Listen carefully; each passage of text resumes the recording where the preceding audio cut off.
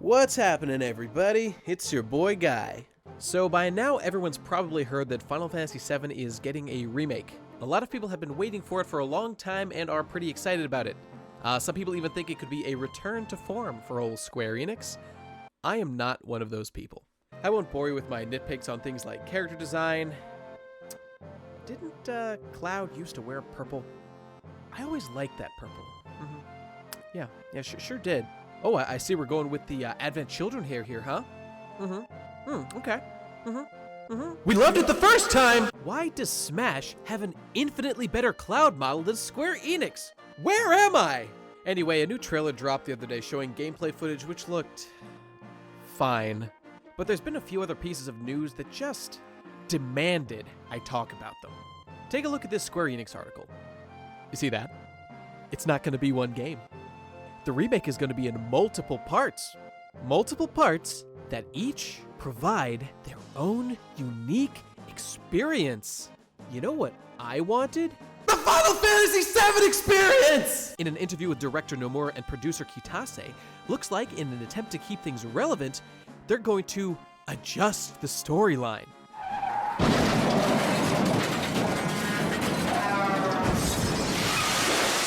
Always wanted to revive Aeris? Who cares if it flies in the face of the entire point of the game? You're gonna get your wish, my friend, for only $19.99. The dream is dead, folks. Anyone holding on to hope previously must have lost it by now. How the fuck is this gonna work with multiple parts? Is my save file gonna transfer over between games like Mass Effect? Or are we all just gonna start from the same point each time, wiping any trace of customization away completely? Will there even be customization anymore? Or will we just have controlled, scripted segments given a few set characters to choose from, like a theme park ride? But boy, those teacups can be a hoot. Woo! The original still exists, folks, and it's available on every platform, including your goddamn phone. So is it not patently obvious why they're doing this? I'm getting flashes of the EVA rebuild here, but even that isn't nearly this bad. Square Enix has zero interest in updating the game to reach new audiences, the rationalization people like to throw out to defend remakes. This is greed, plain and simple. Why make one product, a movie, a game, whatever, that you can only sell one time? Why not chop it up into pieces, say that they're each their own unique experience, and charge for it multiple times? And by making everybody wait 6, 8, 10 years for the full package, we can drive up interest in the company and merchandise sales all along. It's perfect! If you're gonna remake Final Fantasy VII, which I don't advocate, how about just remaking the game? Not games, game. I don't remember the part in Final Fantasy VII where I chased Aeris to the City of the Ancients, stood there powerless as Sephiroth murdered her before my eyes, and then had to wait a year before the game let me continue hunting down the motherfucker that killed her. And I don't remember buying the Aeris Lives DLC that replaces the Cloud and Tifa airship scene with a steamy threesome. Do you see why this could be annoying, Square Enix? Putting aside the arguments I'm seeing that are some of the stupidest I've seen in my entire life, I swear to God, I better be getting motherfucking baited. There is just no hope for this game. And that's all I have to say about it. Fuck it, let's talk about the rest too. I hate game remakes more than anything in the world. I'm going to talk about Final Fantasy VII here, but these points apply to any game getting remade. Now, I grew up with Final Fantasy VII.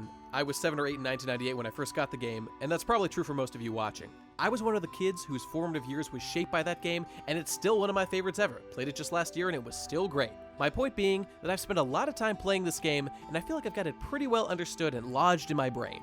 So for people like that, and who have a decent backseat understanding of modern games development, when we see these trailers, it's like we can see the future. All these differences in design, gameplay, combat, mood, audio, and even the fucking story, they all just scream, your memories are wrong, we're improving them.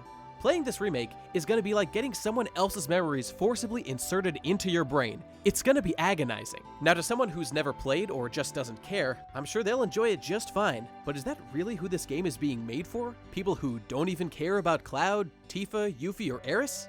Oh, and by the way, her name's Aeris. This has been a long time coming, so let's take a moment and break this down, shall we? In Japanese, Aeris' name is written Earisu, or Earisu. See that character there? That's the Su kana. And when you pronounce this character in Japanese, there's a tendency to drop the U sound at the end, in this case giving Aeris. So anyone claiming that Eris is a mistranslation is just fucking wrong. But let's ignore that for now, and let me ask you a question.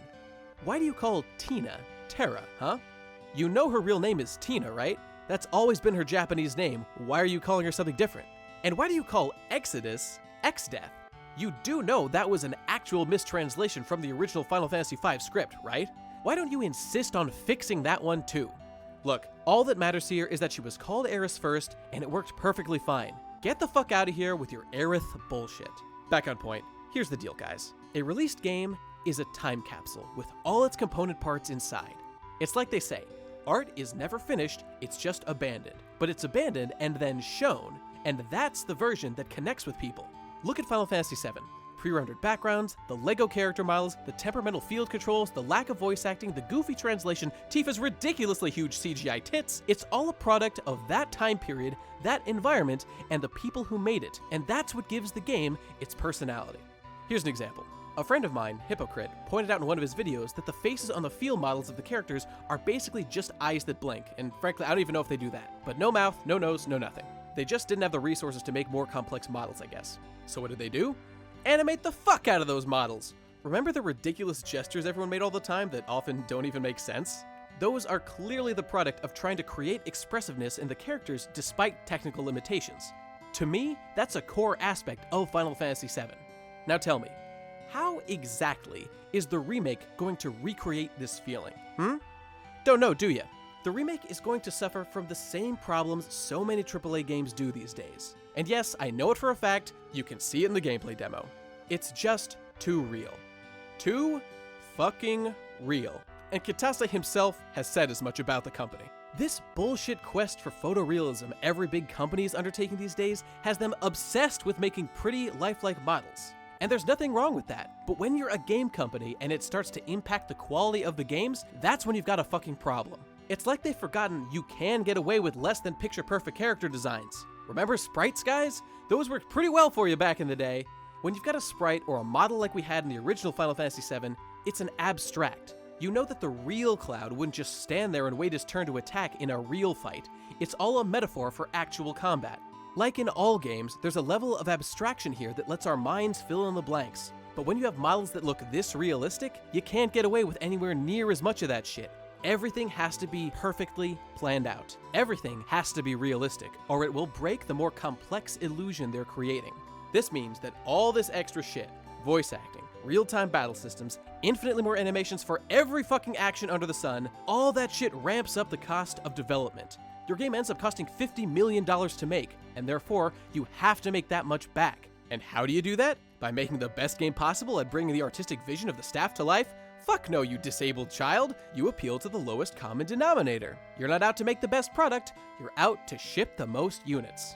Did you enjoy discovering Yuffie and Vincent on your own and working out how to recruit them yourself while others played through the game never even knowing about them? Well, say goodbye to that shit. You can bet your bottom fucking dollar that they are mandatory characters in the new one. You think they'll go through all the trouble of making all these sexy models and animation and have one single solitary player not see them? Not for the kind of money it costs them, friend. You will appreciate their work! Not to mention the complexity that comes with a multiple release format and things like this. There's no way they're gonna work in having or not having found those characters. It's much easier to just make them mandatory. Ever wonder why every AAA game seems the same these days? All this is why. Maybe indie games will save us from this hell. Oh, who am I kidding? Indie games are fucked! You know what's gonna be great? Remember how in the original ending, after Meteor drops, all we see is Red 13 and his kids looking down on the overgrown ruins of Midgar 500 years later, leaving us to wonder the very real question about whether or not Holy wiped out humanity. Bet you don't remember much of that these days, do ya? There was a whole question in the game about how if using Holy was even a good idea to begin with. Holy, you see, was a last resort option to cleanse the planet from any and all sources of danger, and it might have just decided that humans were as much of a scourge to it as Meteor was. And given the themes of environmentalism in the game, it's a pretty important fucking question. It made you question the overall impact humanity has on the planet and wonder how these issues impact our lives and if we can ever really live in harmony with nature. It makes you think. So, how much better will it be when Red 13 jumps over that hill and we see Edge motherfucking City around Midgar with Cloud Pussyfucker Strife screaming down the highway on his transforming motorcycle doing flips and shit and wiping out motherfucking Geostigma, while Vincent Shitkisser Valentine flies around as Chaos Demon Jesus fighting Hojo's evil clone or whatever, while the ghosts of Zack, Angeal, Gact, and every other shoehorned, retcon character look down and whisper, "Fuck yeah. Just fucking kill me." Now, believe it or not, I don't think this is all bad. Now that this news of splitting it into episodes and changing the story has dropped, hopefully no one will take the game seriously anymore, and it can be treated like the abortion it is. The original will always be the original, and this will be that chopped up piece of trash we can slowly forget about, like the rest of this misguided compilation of Final Fantasy VII. The really disgusting thing to me about all this stuff is how people who had next to nothing to do with making the original are taking it upon themselves to update or improve the actual creator's vision. Sakaguchi is the one who came up with the idea of the life stream and the concept of life beyond death in the game because he was dealing with his mother's death at the time. We gonna get him to come in and consult on the game? I don't fucking think so. And even if the exact same staff was making the game, even then, they're all vastly different people from the ones who made the game 20 years ago. It just won't be the same.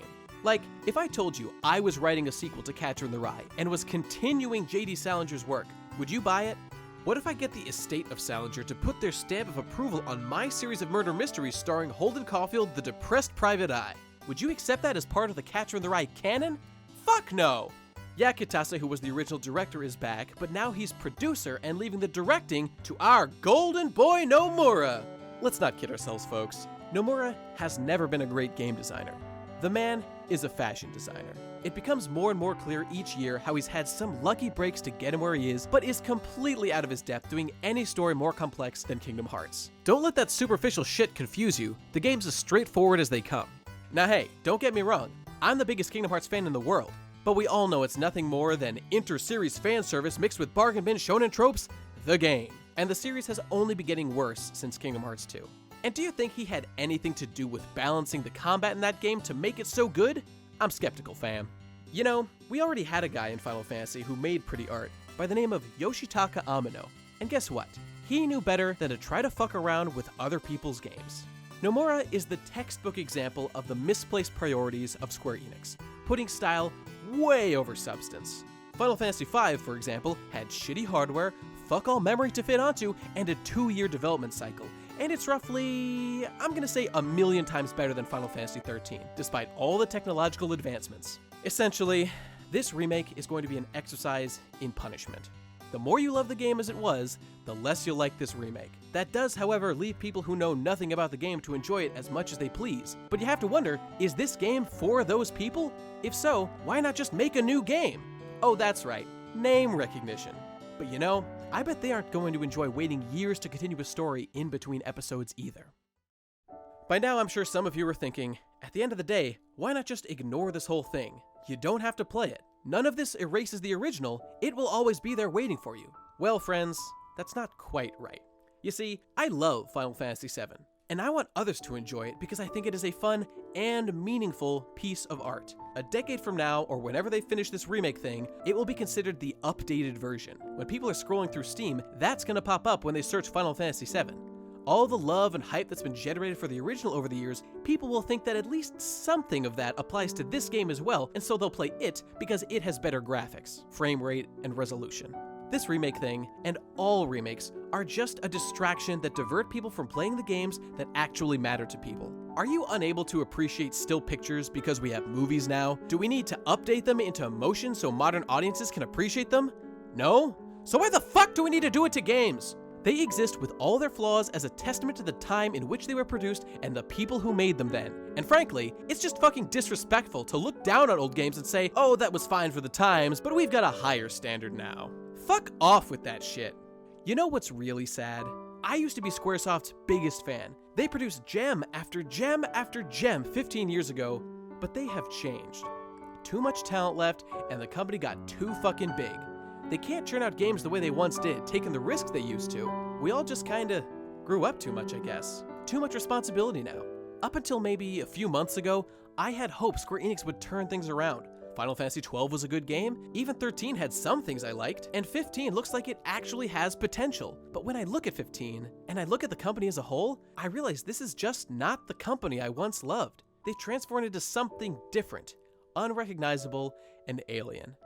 They would never produce something like the first 9 Final Fantasies as they are now. They can churn out a decent game every once in a while, but there's just not enough left for me to care anymore. It's just telling about the state of the company and the Final Fantasy series that they're finally doing this. Just look at the sales charts and the way they're completely dropping off. The remake of Final Fantasy VII has been Square Enix's trump card that they've been saving for an emergency. The crowning jewel of reminding us how good they used to be. Well, frankly, I think I'd rather have it fail completely and the company go under so that it can't rape its past any more than it already has. Thanks for listening. This has been Guy. God help us all. And by the way, I bet they're gonna make Tifa's tits too small. Fuck you, Square Enix!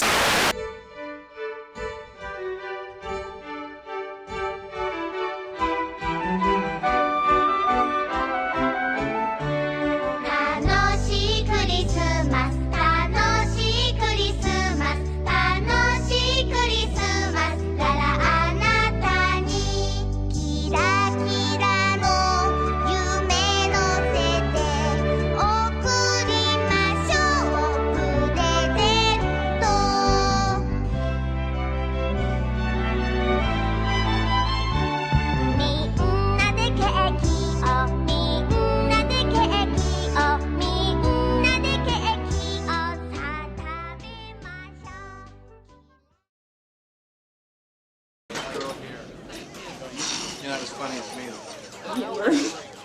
You're like... Let's get out. No. Oh, I love this song. I'm a thief by trade. I'm a daughter of thieves.